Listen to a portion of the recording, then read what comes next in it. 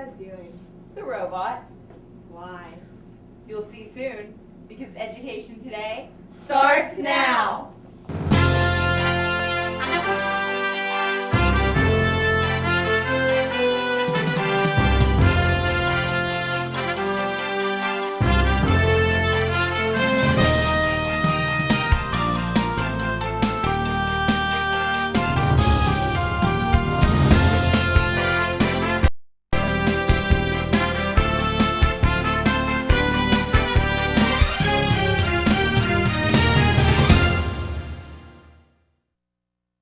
Welcome to Education Today. I'm Marley Tobacco, a junior at Ford City High School. On Wednesday, March 23, 2011, another special assembly was brought to our district by Carnegie Science Center in cooperation with University of California, PA. It's the second straight year that we've been able to feature a Carnegie Science Center presentation on our programming. This time around was the Rockin' Robots Assembly. Quasi the robot took first grade students at West Hills Primary through his world tour and showed them the different kind of jobs that robots perform, which include everything from driving cars to performing surgery. Why don't you come join me by doing the robot right into this cutting-edge assembly? So, those of you who are already robots know these 4 very important things that a robot needs to be able to work. The first thing a successful robot needs is to be able to sense, to take in information of its environment, the surrounding world. Like we use our eyes to do what? See. And we use our ears to do what? Hear. And we use our tongues to talk, but we also use them to taste. And we use our skin to feel or touch. Very good. So we use our senses to understand the world around us, just like a robot would use a camera to see the world, or maybe an infrared sensor or a microphone to pick up sound, like we use our ears. So I need you guys to take your 2 hands like this and put them behind your ears like this, and everybody say sensing. Sensing. Very good. A robot needs to be sensing to be a successful robot. Now, after the robot has taken in that information that it sensed, it has to process it. It has to think. What do you think a robot might think with? A brain. Do robots have brains? No, they have computers. Do humans have brains? Hopefully, everybody point to your brains. Robots need to be thinking. So I need everyone to point their brains and say thinking. Very good. Now that we have sensed this information and thought about it, we need to do something with it. That's the whole reason we build robots, right? To do stuff for us. They need to act. They need to be acting. So everyone do your best robot impression and say acting. Very good. And then as robots become more sophisticated or complex, many different parts working together, they interact, they communicate, they talk to their human programmers, and they interact and work with each other. So you need to take your 2 hands like this. 1 thumb up, 1 thumb down. Good job. I need you to say interacting. Very good. So those 4 successful skills that every robot needs is, everyone go sensing. Sensing. Thinking. Thinking. Acting. Acting. And what's this last one? Interacting. Let me hear it. Interacting. Interacting. Very nice.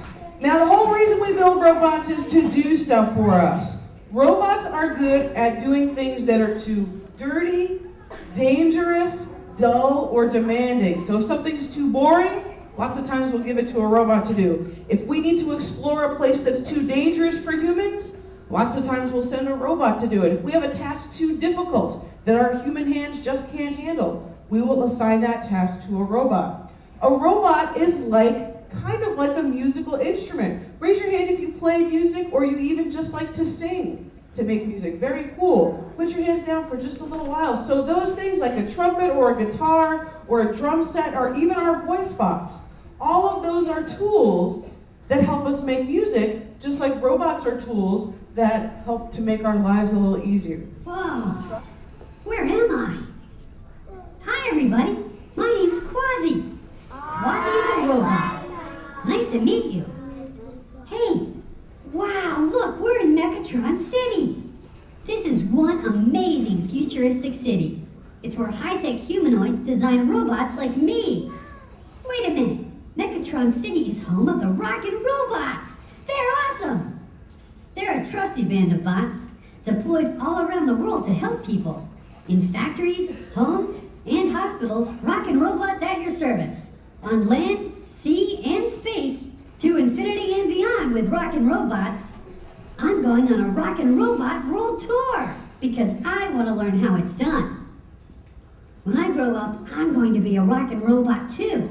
I'm only 12 years old in robot years, and in human years, I'm only 6.5. To be a rockin' robot, you've got to sense, think, act, and interact like a pro.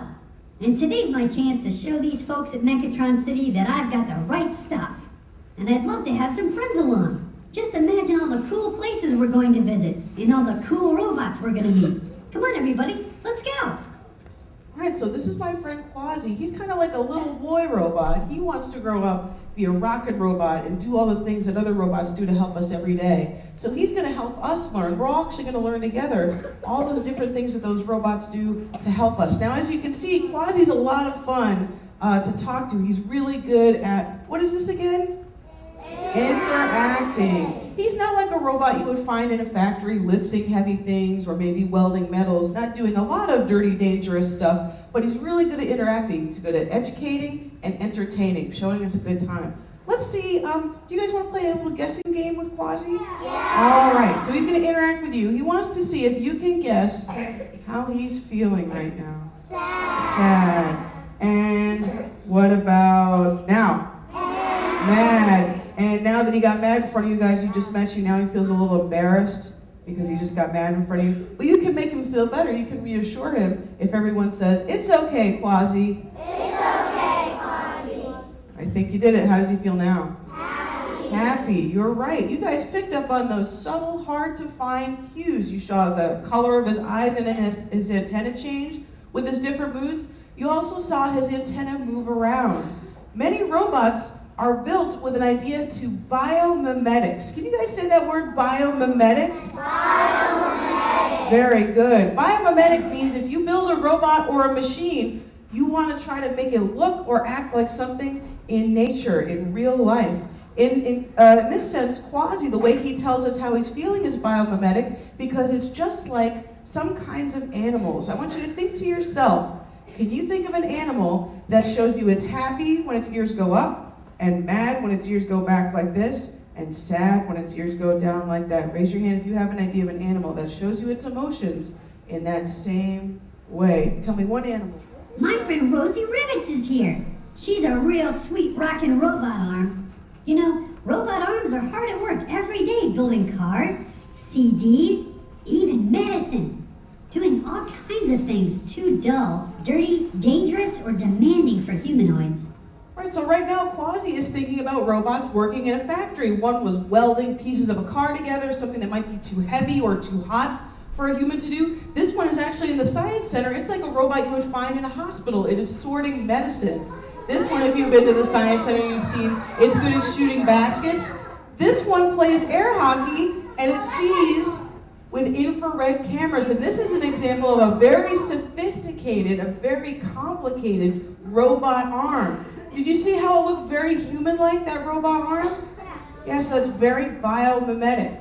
Robots are becoming more advanced, more biomimetic every day. Even Rosie is biomimetic as well. She's not as human-looking as Quasi, but she is biomimetic. If I was to say she looked like something on a human body, what part of the human body would you say she looked like? You can shout it out. An arm, you're right. She's called a robot arm. So this would be her shoulder, her elbow, her wrist. Why are you shaking your head? No, you are a robot arm. And then on the end, instead of having fingers, she has end effectors. These two little digits. She doesn't have a thumb and 4 fingers. Good, I'm glad you agree with that. She doesn't have a thumb and 4 fingers. She has 2 digits called end effectors. And if you guys hold your end effector like this and wave at her, she might wave back at you. Keep doing it. She's a little tired. There we go. Nice job, Rosie. As you can see, she's many simple machines put together to make a complex or a complicated machine like a robot. You can see her chains. They're kind of like your tendons that help your muscles to work. You can see her pulleys. You can see her gears and her rotors. Those are kind of like your joints that help your bones to move. And she has a full 3 360 degrees of motion. Why don't you guys make one big circle with your arm, just like Rosie's doing. Very good. All right, Rosie, that's good. You can probably take a break. Let me get this out of your way here. What are you doing? Rosie? She wants the sign? Oh, too bad, because I grabbed it out of her hand. She wants you guys to clap and applaud for her. And now she wants you guys to say, "Robots rock!" Everybody say "Robots rock!" Good job. Sorry about that, Rosie. I grabbed your sign out of your way. I thought we were done. I was going to go over there and... Rosie, now you're going to break your sign. If you break your sign, Rosie, I'm not buying you another one. All right, bro, I'm going to go over here, so hopefully you behave while I'm on this side of the stage. So, I want to talk a little bit about the language that all robots speak. All robots, including Quasi, Rosie, robots in factories, robots at the Science Center, even computers. Raise your hand if you've ever used a computer before, or a cell phone. You guys speak this language too. If you use any of those machines, you speak this language. It's called binary code. Can everybody say binary code? Binary. Very good. Binary code is the language of any robot or computer, and it's based on two simple numbers, 0, and what do you think the other number is? 1. And to help us learn a little bit about binary code is one of the women who helped build Quasi. She went to school in Pittsburgh, and her name is Seema. Can you wave hi and say, "Hi, Seema"? Hi, Seema. Here she comes. From animals to androids, robots seem to come alive. But behind this robot smile is a high-tech computer. Robots do their thinking with just two numbers, 0 and 1. It's called binary code. Each bit of information is really a tiny electrical switch on a computer chip. Switched off, it's a 0, switched on, it's a 1. Combinations of zeros and ones can stand for letters of the alphabet, colors, or even musical notes. Quasi, you're the conductor. Your job is to tune these humanoids to think in concert like robots. The binary beat will be music to your ears. Okay, we're going to take a short break, and we'll be right back with more of Armstrong School District's Education Today. Before I came to IUP, I had no idea what college would be like, or what role I would play, or where I'd be in the future. But when I came to IUP, everything changed. I met people who really made me feel like I belonged. I had great classes at a great nationally ranked university. Hi, my name's Megan Miller. I'm a fine arts major, and this is my university.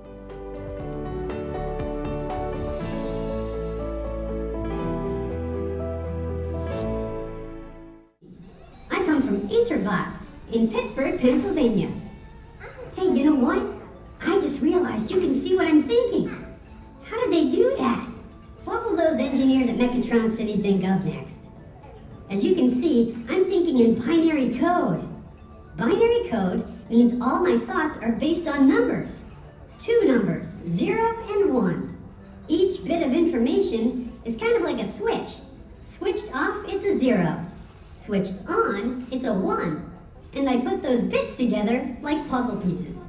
As you can see right now, I've got 8 different bits I'm thinking about. 8 bits make a byte. Binary code was developed in ancient China, perfected in Germany, and it's the language I use today. I'm a little nervous. I've never tried to speak binary with humanoids before. I hope I didn't bite off more than I can chew. Get it? Bite? Well, with a little help from the audience, I'm sure you'll be playing the binary beat in no time. Let's see what other cool tasks we can fulfill with our robots. We're going to learn about a robot that does surgery. It is called the Da Vinci Droid. And to help us with that is a teacher friend of mine. His name is Greg. He's an artist and a robot engineer. So everybody say hi, Greg. Hi. Hey, I'm Greg, and I teach art design here at Cal U. Today's design becomes tomorrow's real-world robot. Computer designers help turn science fiction into reality. Artists have been painting the future of robots for a very long time. Hey, Quasi, let's explore the workshop of a great robot artist, Leonardo da Vinci.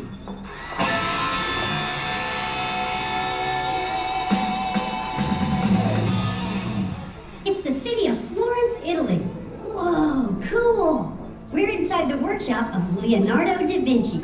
You know, I always admired Leo, because Leo liked to make art. And he liked to do science. Here's where he painted the Mona Lisa, and where he tested his ideas for flying machines. Did you know Leo had an idea for a robot that looked like a knight? And that was way back in the Renaissance. Leo studied simple machines like gears, pulleys, and levers to make his robot. And he studied hearts, lungs, and brains, the amazing machines inside human beings. Today, the rockin' robots help keep human bodies working right. There's even a rockin' robot that can perform long-distance surgery. Yep, a doctor can be in Pittsburgh and control a robot that's performing surgery in Tokyo. It's called telesurgery. And the rockin' robot's name is, you guessed it, Da Vinci. Man, I wish I were a rockin' robot. Then I could perform surgery and help people. Hey, maybe with Rosie Rivet's robotic arm and a little help from you guys, we can learn how. To get the surgery. Very nice. All right. So we're going to pretend that message goes from Dr. Eva in Pittsburgh, is broken down into binary code, sent all the way across the country to Gabe, Rosie, and I. We're going to pretend we're in California, and Rosie gets the message, she picks up the lung, and then she drops it because she's not a very sophisticated robot. She's not as good as the Da Vinci droid, so Gabe, we're going to have to help her out. She's just going to kind of hold him out there. You're going to have to catch him, okay? So get your hands ready. Get a little bit closer to her. There we go, and that goes right here. Like that. Perfect. Say, pick up the stomach. Pick up the stomach. Very nice. So Rosie gets that message and she uses her end effectors and she grabs that stomach. You can get a little closer. She grabs that stomach really, really hard. And now you have a stomach, and we're going to put that right in this section. Ooh, and you have an esophagus to boot. Say, pick up the large intestine. Pick up the large intestine. Very good. Very good, Eva. These are some big words. All right, you going to catch that? Looks like a big horseshoe. That goes on the bottom. This is so you can get all your vitamins and minerals out of your food. Say, pick up the liver. Pick up the liver. Very good. Rosie's picking up that liver and she's squeezing it really, really hard. And you're going to catch that and put it right here. Now, usually, everybody, would a patient be so involved in their own surgery? No. But this is just for pretend, like you said. Say, pick up the heart. Pick up the heart. Very good. And as you can see, Rosie isn't as advanced. She's not as good at surgery as the Da Vinci droid, so she needs a little help. And that, perfect, that goes right there. And lastly, say, pick up the small intestine. Pick up the small intestine. Beautiful. All right, Gabe, you and Rosie have 5 seconds for the surgery to be a success. 5, 4, 3, 2, 1.5, 1. Upside down. We did it! Come on over here so everyone can see how great you look with your new internal organs. Give Gabe a big round of applause. All right, ready to take that? Quasi, your next stop is the final frontier. 3-dimensional panoramic vision will give us a new view of Mars. Your robotic drill will let us explore Martian rocks from the inside out, searching for signs of ancient life. Solar cells will power your trek across the red planet. Quasi, configure to rover design, transform, and roll out.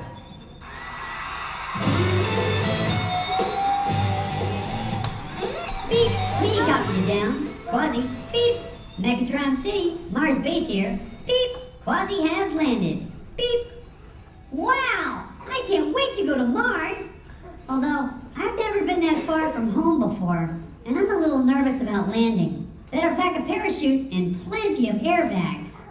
I'm gonna be bouncing around all over the place when I land. Boing, boing, boing. Hey, you guys ever go away on a trip where you need to pack a suitcase? Humanoids would have to pack a lot of stuff to go to Mars, like water to drink and oxygen to breathe. There are NASA rovers on Mars right now, checking out the neighborhood. So when you humanoids get there, you'll know exactly what to bring with you. Me, I'm packing microscopes, x-rays, magnets. I'll be a science lab on wheels. I'm taking a robotic drill, too. I want to see the inside of those red rocks. I'm searching for signs of ancient life. I'm also packing lots of cameras. I'll take some 3D pictures for you. I'll also snap some 360 panoramas of what's all around me. Oops, I almost forgot batteries. I'll charge them with a solar array. I'll be riding on sunshine. Well, I'm all packed and ready for my mission to Mars. Wish me luck. To infinity and beyond. All right, so Quasi's really excited to one day grow up and be a robot kind of like the Mars rover. He's thinking about one of them right now. There's 2 Mars rovers on the surface of Mars. One is called Spirit and one is called Opportunity. We haven't sent any human astronauts to Mars yet. Does anybody? Hi, Katie. And Suit up for a deep sea dive. Using a fiber optic cable, we can send commands to you on the ocean floor. Sonar technology will let you see with sound, like a dolphin navigating with echolocation. And with a robotic arm, you can discover treasure in sunken ships and even new animal species. This is one robot voyage that's bound to make waves. Ping! Ping! I'm using sonar, sound navigation and ranging. First, I send out a sound wave. Ping! Then the sound wave hits something, like a rock or an animal. And then I listen for the echo to bounce back. Echo, echo, echo, echo, echo. There it is. When the echo comes back to me, I can measure how the sound wave's speed and direction has changed. I can map what's in front of me. I can see with sound, just like a dolphin. When I grow up, I want to be just like Jason. He's a rockin' robot who explores the ocean floor. I could be a biologist and discover new animals. Hey, did you know there are deep sea vents where the animals eat toxic chemicals for breakfast? Or I could be an archaeologist and explore sunken ships. Jason explored an old Roman sailing ship and even the Titanic. Did you know that 2/3 of our planet is covered in water? That's like way more than 1/3. It's even more than a half. Okay, I'm just learning my fractions. But that's still a lot of amazing ocean to explore. So what are we waiting for? Let's dive in. All right, so right now Quasi's thinking about a real-life robot. It's called Jason. I heard a couple of you go, when you heard Quasi mention that Jason was helping to explore the Titanic. He helped to explore some sunken Roman sailing vessels. He's really good at going places that are too dangerous for humans to go. Is it hard for us to send humans to the bottom of the ocean? Yeah, we have to bring our oxygen to breathe. Sometimes it can get really cold. Sometimes there can be a lot of pressure pushing on us as well. Robots don't have to worry about that stuff. Hands down just for now, you guys. So that is why we can send Jason there. But sometimes he's so far down, it's so dark, that light from the sun cannot shine all the way down to the bottom of the ocean, so he can't see with cameras. He can't see with sight. He has to see with a sense of what? Hearing. Just like a dolphin or a bat can see with hearing. That's called sonar, sound navigation and ranging. Or you can call it echolocation. Everybody go, echo! Very good. So all of your sound waves were floating up here and bouncing off me and Quasi and Rosie, and then bouncing back to you. And that was helping you to figure out, if you couldn't see, that would help you to figure out where we were. If those sound waves come back to you really, really, really fast, do you think I would be far away from you or really close to you? Really close. So if it takes a long time, give me one more echo. And let's pretend it takes like 2 minutes for that sound to bounce back to you. Does that mean I'm close to you or far away? Far away. So if you can't see with sight, that's a way to see with sound, like a dolphin or a bat. If a machine can do that, like Jason, that's biomimetic. Can you guys say biomimetic? Very good. So we are going to do some echolocation right now using something that makes sound, and I'm going to need another volunteer. You've been very patient. Why don't you stand up? What's your name? Lydia. All right, Lydia, hang out here for just 1 second. I need you guys to put your hands down, and I need everybody on this side of my arm to move this way a little bit. Keep going, keep going, keep going. And I need you guys to move that way a little bit. Keep going, keep going, keep going. Keep going, keep going, and stop. Perfect. All right, Lydia, come on this way. That's good, guys. I need you to stand right here. Perfect.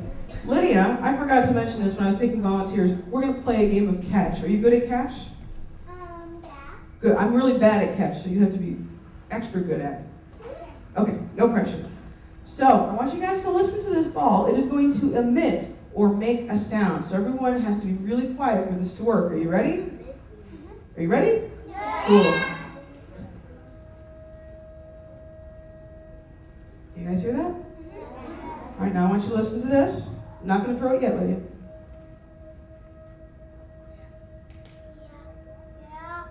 Was the sound changing or staying the same? Changing. So when it moves around, sometimes it's close to you, sometimes it's far away, and depending on how far it is, it can make the sound different. All right, Lydia, now we're going to do it. Are you ready? Nice, soft, underhand tosses back and forth, okay? So everyone has to be quiet.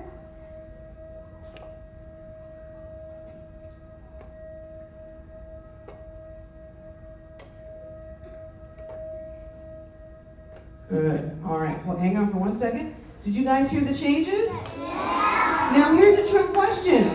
Was the sound coming from the ball changing, or was the way you were hearing it changing?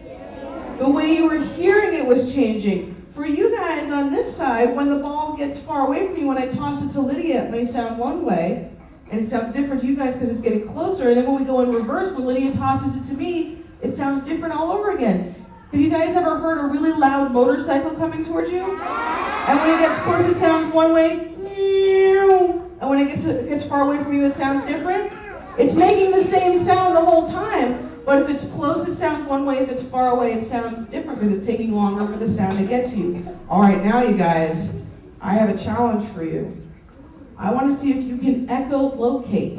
If you can find out, if you can figure out where this ball is based on the sound. So you're not going to be seeing with sight, you're going to be seeing with sound. So I want everybody to close their eyes, except for Lydia and I. Everybody close your eyes. And I want you to follow the sound with your ears. So you're seeing with sound, and don't open your eyes until I tell you, okay? Lydia, you ready?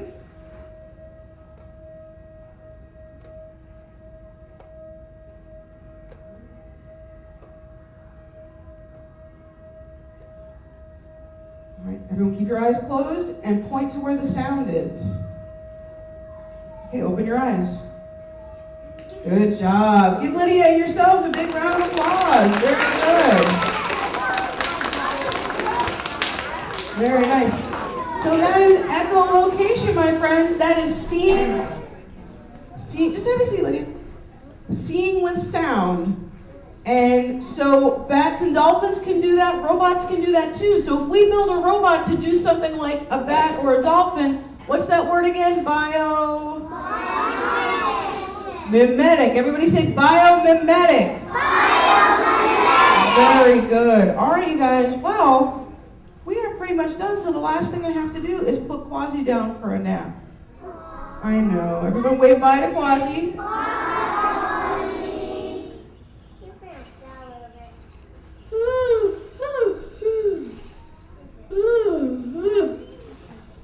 I had a blast on this world tour. I'm geared up for another adventure. Oh no, I'm not ready for a nap now.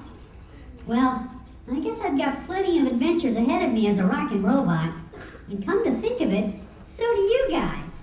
Just imagine the robots you can design when you grow up. Hey, why wait? There are plenty of robot clubs and activities you can be a part of right now.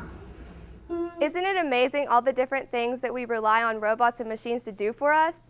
Think about how robots play a role in your life. All pretty cool stuff, huh? Well, that's all the time we have for today. We would like to thank the Carnegie Science Center for bringing another fantastic assembly to our district. Our thanks also go out to the TV production students of Ford City High School, led by their teacher, Mrs. Barb Keller. They were our film crew today. Please join us again next week for another look at the Armstrong School District.